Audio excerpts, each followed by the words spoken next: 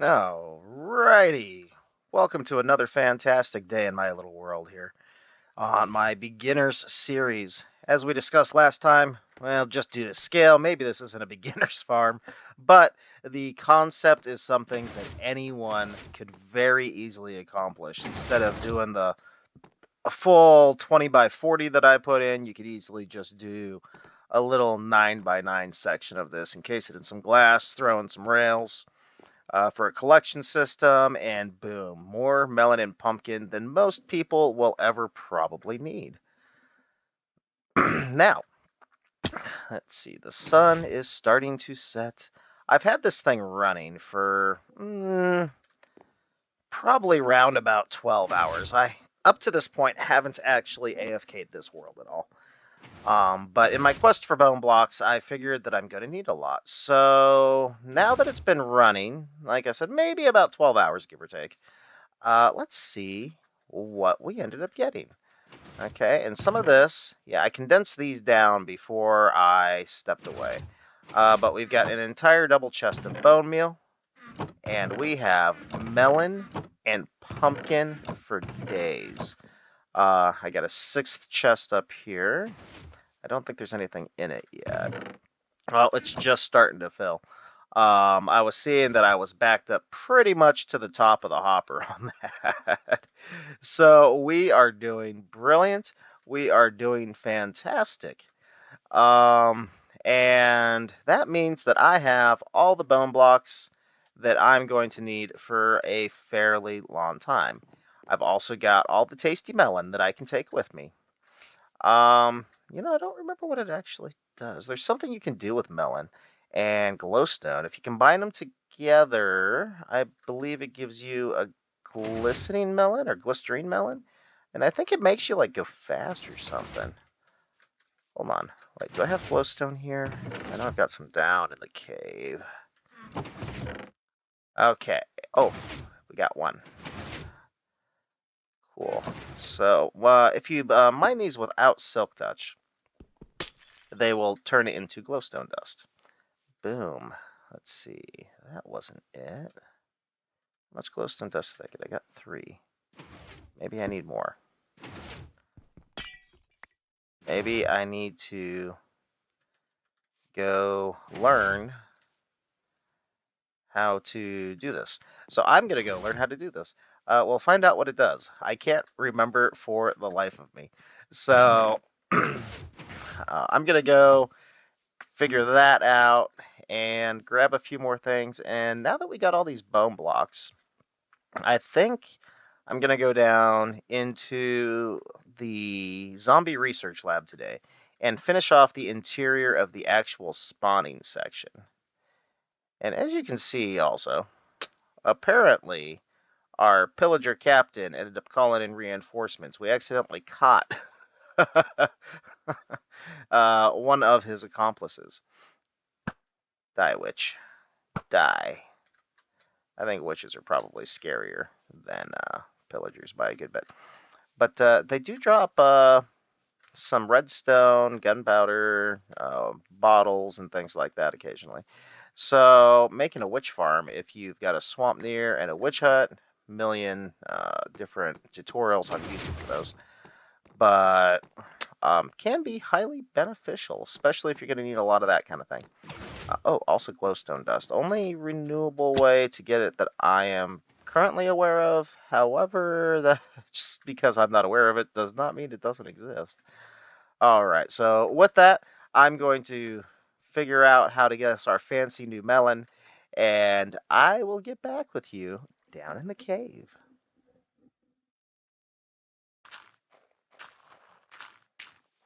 You know, I did say that we'd meet back down in the lab.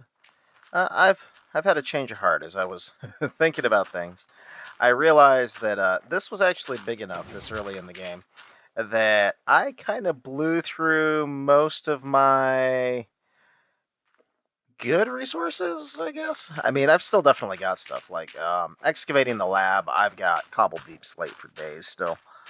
Um, but in order to build a lot of these things, the observers and the pistons up here require a lot of cobblestone, so I've basically burned through that. The rails and the pistons require iron as well as the hoppers. I'm not sure exactly how much I used in this. I guess I could actually figure it out. But I know I was sitting pretty close or in the near range of 2 stacks of iron blocks, and I'm down to a fistful of ingots, things like that. So I think today what I'm going to do is actually a little bit more collection and talk about some of what I'm planning to do in the semi-near future and why. And it's actually quite simple. A lot of it relates to why I built this so far in the first place. And as you can see, I'm actually doubled up my bone meal processing here. I'm working my way through my chests and getting them emptied out, converting the entire thing into bone meal to see how much I got. So far, I'm up to, what are these, 9 wide? 3, 6, 9. Yeah, so far I'm up to about 10 and a little bit of change stacks of the bone blocks. I know that for the things I want to do down in the lab, I'm probably going to need a chest, double chest, pretty easily of those bone blocks. So that's actually the main reason I built this. And the reason I went with this versus some of the other things, you can see I'm losing a few here, that I could have done, such as just building a skeleton spawner, which would give me probably bone blocks faster, if we count minute for minute, than this thing is because this is automatic. It's going to keep churning out those blocks no matter what I do, as long as I have this world running. And on top of that, it actually also gives me access to a couple of other blocks. So with this one farm, and actually I do have enough iron to, where is it? Here? No, here. When I say I'm getting light, I mean I'm down to the realm of a block or two of this stuff. Alright, that, and do I have sticks? I don't think I have any torches right here. Okay, well, I'll run up to the house and grab some coal real quick.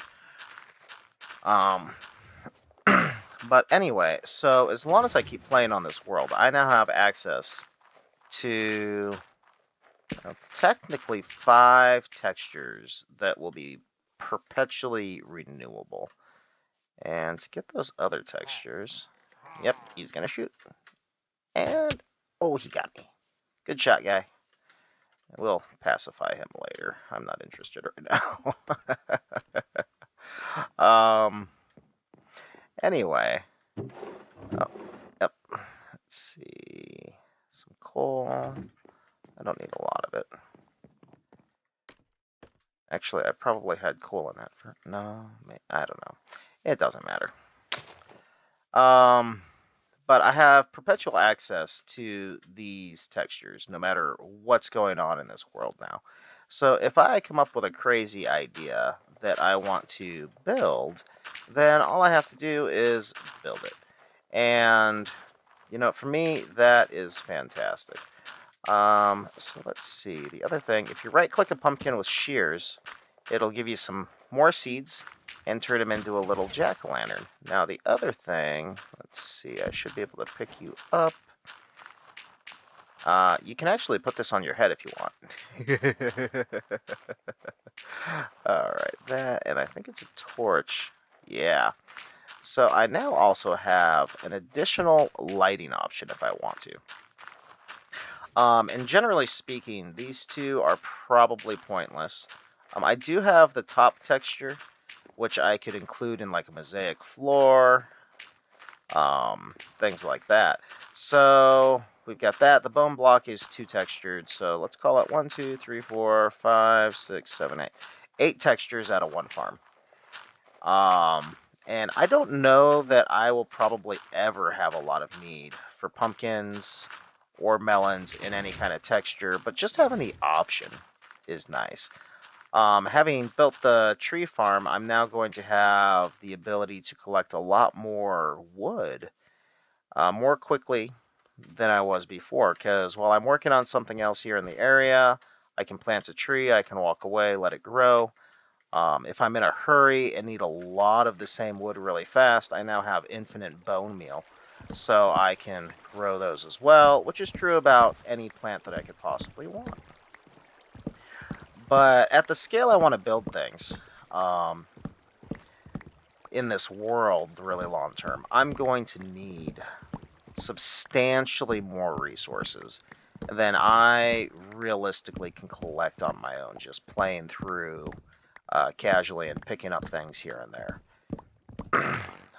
So for the semi-foreseeable future, this is going to be a couple episodes, I'm going to focus on automated farming to start making that more realistic and possible.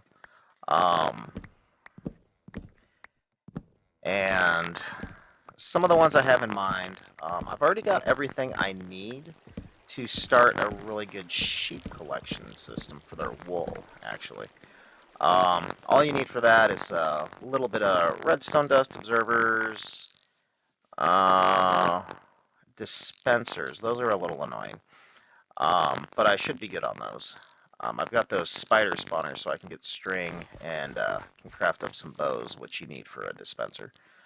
But I can set it up so that I can put sheep into a nice little pen building in their own little individual spots, and I can collect these different colors of wool. As you can see, I've dyed a few of these, and I've been coming through manually shearing them occasionally. Oh, we're stuck in the sheep.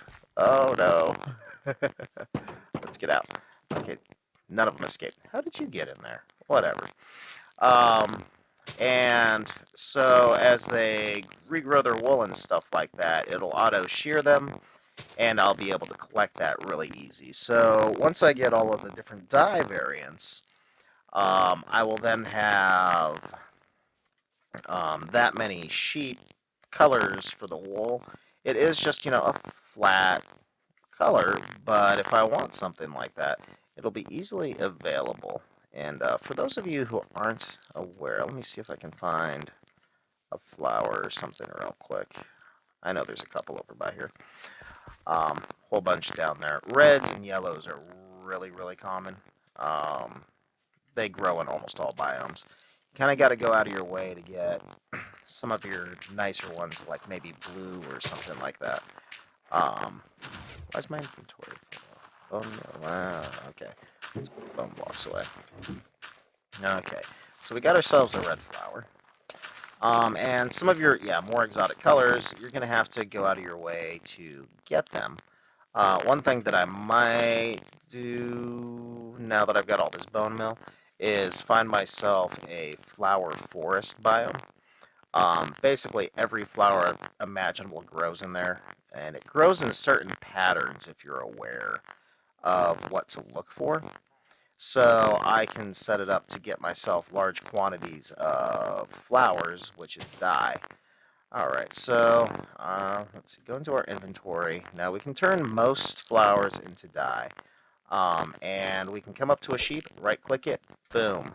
It is now permanently that color unless I choose to change it. And you can do the same. I've got yellow in the area. You can mix red and yellow to get your orange. There's a little bit of blue around. Not a huge amount. But let's see some of the stuff. You can see there's some white. There's a blue one right there. You can just barely see. A few of them through here. So I can get blue. I believe I can combine, the blue and red to get me some purple. And a few things like that.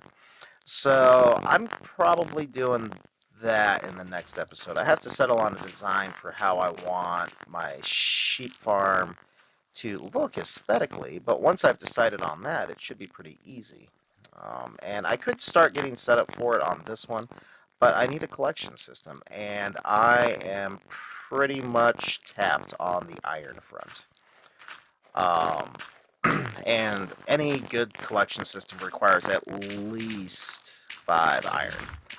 Um, the sheep one, for designs I'm thinking of that exist, I don't think I can get away with just 5 iron. I think I'm going to need a hopper minecart for every color.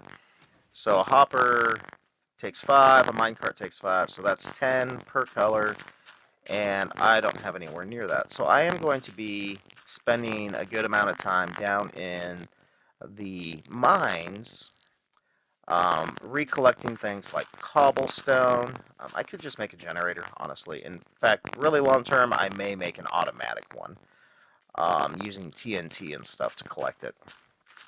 But I don't need to hit that level yet. Um, Other things that I'm going to need. I'm going to need a lot of nether quartz. Off the top of my head, I'm not sure that that one's renewable, but I wouldn't be too surprised if I can get it from villager trading or maybe piglin trading, which is a thing that can be done. Wood, I'm going to continue to collect the way that I have. I do need to learn the physics on nether wood. I know that there's a way to grow it, and I know that it can be renewable. I just don't know what I need to do it. And that one will probably be a semi-automatic farm. Oh, also, neat benefit of these. Melon is edible. It's just not a very good fuel source. So I got, what, 4 meat sticks back from that, and I get 3 and some change every time I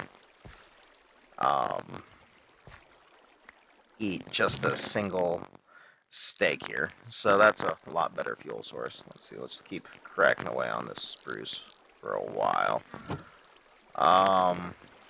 But yeah, I really like those netherwoods, so that's something that I am going to look into. I'll probably, well, I don't know, I might do a tutorial. I know that there's automatic farms that exist. I've seen them used by some of the hermits and things like that in Hermitcraft. So that's definitely an option. But at the same time, I kind of fancy making my own stuff.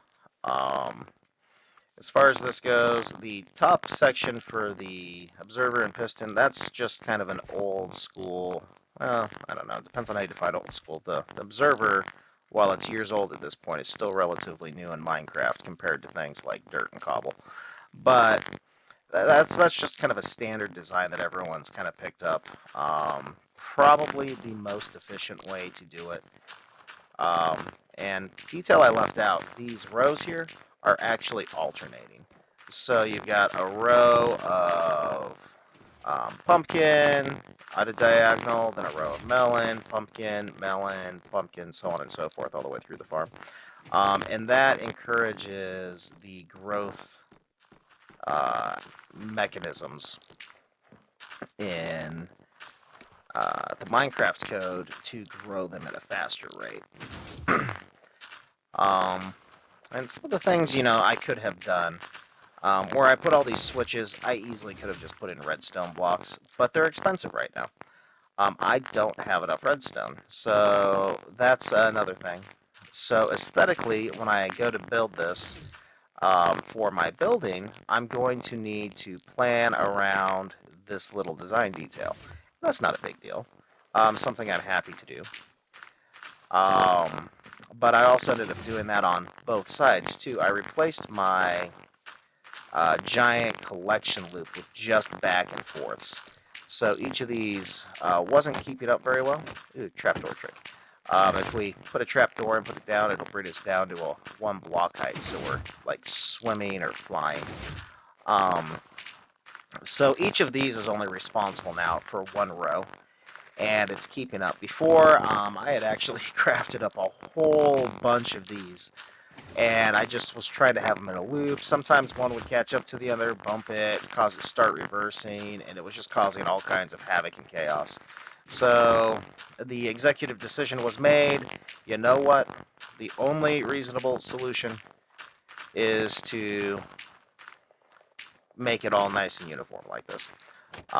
So that works out, and it's got everything going nice for us. But otherwise, I do fully intend to build out my lab down there. And that's actually where a lot of this bone block is going to come in. That nice white texture. And it's not straight white, if you can see it in the video here, will give me kind of that clean, clinical look down there. I can do it with other things, white wool being one of them, or quartz. You can combine it into blocks.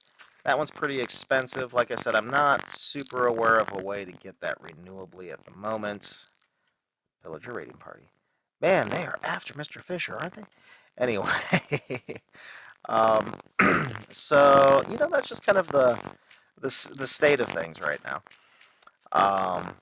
But the other semi-deciding factor on this for me, as I had mentioned in the last episode, I have set myself a goal of making a video every 30 days.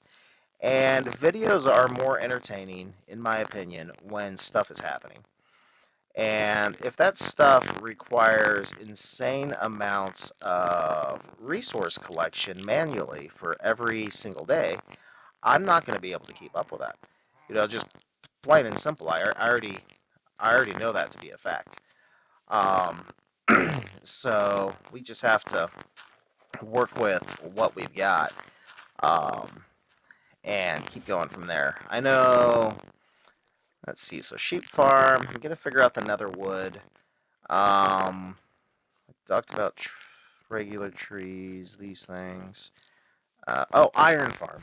Iron farm is on the agenda for the near future.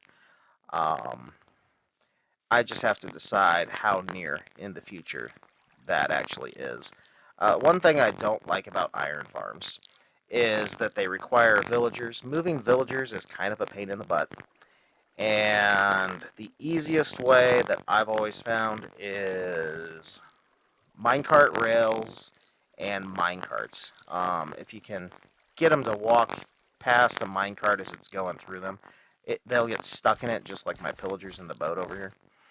And um, that will make it easy to move them around because you can send a minecart wherever you want.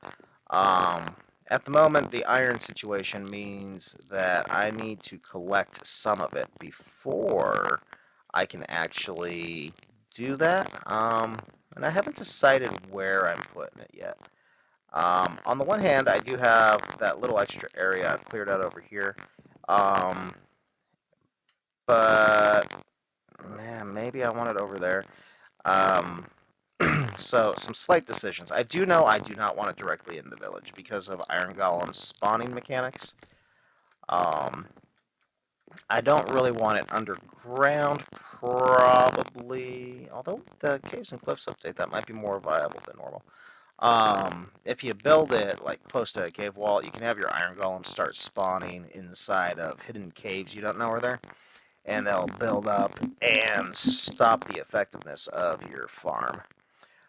So most of the designs are actually floating, and I've already got a couple of floating buildings at the moment. Once again, resource collection. I know I need gargantuan amounts of dirt, and it's not like there's not dirt all over the place. But I don't want, for the most part, to ruin my natural landscape here just to have to rebuild it to make my area look nice. A lot of this I already like. This hill over here, you know, God only knows how much dirt's in it, but it's nice. This over here has kind of got some neat features. Now, I will be kind of carving out some of this, because I plan to put in a kind of a tavern in saloon type thing right around here that I'm probably going to inset into the hill a little bit, which I'm going to use as part of my villager trading system. Oh, by the way, Melons and pumpkins, good for villager trading. Collect emeralds. Um, and all of that. Now, I don't think I'm going to do a traditional villager trading hall. I think I'm going to have villager trading regions. So, like in my tavern, saloon type thing, coffee house, I don't really have that one completely hammered out yet. I'm going to put in like my librarians and stuff so that the intellectuals can come enjoy, some drinks and some discussion and stuff like that. And I'll work up my villagers so that I can get the trades that I want in there. Probably trap them inside the building so that they're relatively free roaming villagers. And then, over maybe here-ish, I might put a fishing encampment in and keep my fishers over there. I might make, I don't know where I'm going to put it yet. I'm going to make some automatic potato and carrot farms and stuff too, with my villagers. And around that area will be an agricultural section. Maybe I'll stretch it like way out there or something like that. Maybe on top of the hill. I don't know. But we'll have a section for trading our pumpkins and our melons and carrots, potatoes, things like that. Um, I'll have some kind of a really, really industrial-ish looking area where I'll have my blacksmiths, probably my stonemasons, things like that. Which, grand scheme of things will make it a little bit more fun. While it would be convenient to have everything in one place, um, so that I don't have to run around, collect resources from here to bring them here to, do all that stuff. Um, I think the aesthetics and kind of creating my own little world that almost feels a little real will be well worth the extra effort on that kind of stuff. So for me, it's more fun that way. Ooh, more spruce. I shall. But we're gonna do that. I know I've got some bees. Yeah, there's a bee's nest right there with some bees. Automatic honey farms are actually really easy to make too, and I can collect honey and honeycomb from them. So that's actually, what? I think that's what we're gonna do. We're gonna do bees and sheep in the next episode. Um, and I am gonna want those to be aesthetically pleasing, but it's not something too bad. One thing with honey, well, I can make a slow system and I can build it up over time, actually. You need glass bottles if you want to collect honey itself. Honeycomb you can do with shears, but the glass bottles require 3 glass blocks, I believe, to craft them, just like a bucket in the crafting table. And each of those blocks requires 1 piece of sand, which would be a huge collection if I wanted a really full system that could just keep collecting honey for me nonstop. But I do, as I'm fishing down there, get a couple of glass bottles periodically in the form of water bottles. So I've collected up a few of them. I don't even know where they're at right now. Yeah, who knows? But anyway, I can fill it up just a little bit, start with mostly honeycomb, but that'll actually be a good farm because texture-wise, I can set up a couple of them to collect my honey, which I can combine into honey blocks, and then I can set a couple of them up for collecting the honeycomb, which I then can combine into blocks and have honeycomb blocks. So pretty similar design on both of them. It just depends on what you put into the dispensers. In fact, it may literally just be a difference of what goes into the dispensers. I have to look that up to be positive. It might be just shears versus glass bottles. So that's, I think, a good thing to have on the agenda. It's just a cow. I was thinking it was a pillager. and then our sheep, and between those we'll have a huge variety of blocks to choose from that'll just automatically all the time be available for us. And I think that's a really important thing on a single player world, actually. Not as much on a server, as long as you have something you can produce that other people want. Um, because someone else is going to have made another farm and all that, and you can trade around to get the stuff that you want. Whereas here, I am completely self-reliant. I don't have any ability whatsoever to call up my friend and say, hey, I'm making this thing. I need like, oh, I don't know, like a chest of iron blocks. Which, I don't know what you need a chest of iron blocks for, to be honest with you. Unless the building's actually made out of iron and it's fairly substantial. Um, but, that, or a couple of chests of wool or something like that. Um, so multiplayer, that's a little easier to get your hands on. Just because everyone has their own thing that they're going to do, and you're going to be able to trade around with it. Okay. Oh, that's why my inventory got full. The trees I was collecting. Did I replant something? No. Let's continue down the spruce train.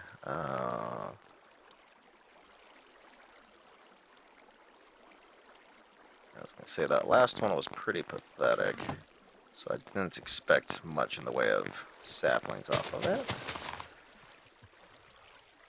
Alright. With that all being said, I think what I'm going to do, I do have a Silk Touch axe, so I can collect these bees, and some hives.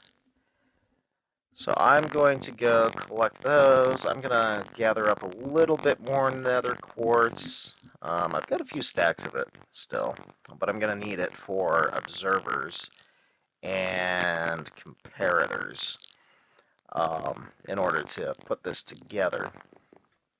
And, oh, we can learn about comparators tomorrow. So that'll be good. But otherwise, thanks for the next couple episodes. Probably won't feel like massive progression compared to some of what I've done up to this point. Granted, like I said, still need to landscape the house. Going to need to landscape that and actually build a building. When this thing's all put together, it's probably going to come up to around here-ish somewhere for the levels of our floors. And our bamboo can grow stupid tall, so it might be up to like here. So what I'm thinking is like a really industrial building. It's going to use a lot of the cobbled deep slate, which will bankrupt me for what I've currently got and then some. Use some uh, maybe powdered concrete of a couple of different colors, some of our walls, cobblestone, regular stuff, maybe some andesite, little diorite mixed in there, um, and a few other things like that. And just have this looking like stupid big like a factory. Neat little trick. I didn't actually show you guys this on camera. I'm going to be able to put big smokestacks on top of it too. This has a campfire inside of it. And those are just trapdoors around it. But I gave the house a little chimney a while back so that it felt a little bit more realistic. I'm not totally sold on the granite. I'll probably replace that with cobblestone, to be honest with you. But you can do things like that, so I can have these big smokestacks that are going to go really high, even beyond what the building is. And this is going to look just like an industrial factory. Down the road, and I think that's going to just tie things together. Just like dirt and terraforming are going to tie things together.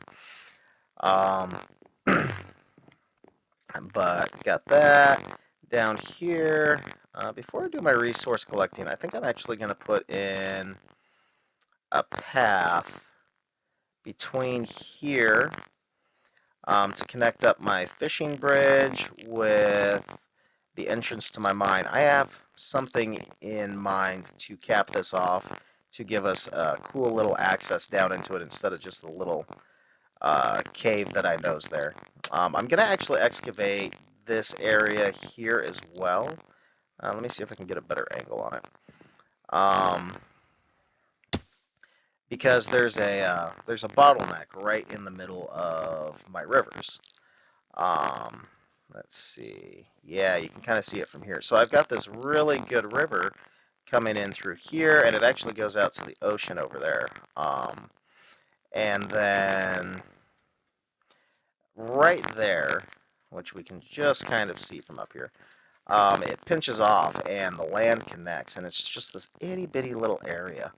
And it's annoying me. I want it to be a consistent river going through. So I'm going to excavate out some of the stuff right here, connect it up, make it a solid river. I'm going to expand this out. I'm probably just going to mirror and double this so that it's a little bit wider. When I'm down there fishing, my friend, Mr. Fisher, and his cousin Bob like to push me off the bridge. Oh, annoying villagers. Annoying. Um, so I'm going to expand that out, make it a little bit more impressive. I'm going to put a gate in right here somewhere as well, along my path and things like that. That's going to make it seem like more of an official village entrance, which I'm really going to like and enjoy down the road here. But, with that, um, pretty basic episode. Honestly, didn't accomplish a single thing. And that's okay. Grinding away every day in Minecraft is, well, grindy. So, we're not going to accomplish something every single day, but we are going to accomplish things most days. But with that, I think I'm going to go ahead and sign off for this episode. It's been a pleasure for anyone who's been following along up to this point. I really appreciate you taking the time to come and hang out with me.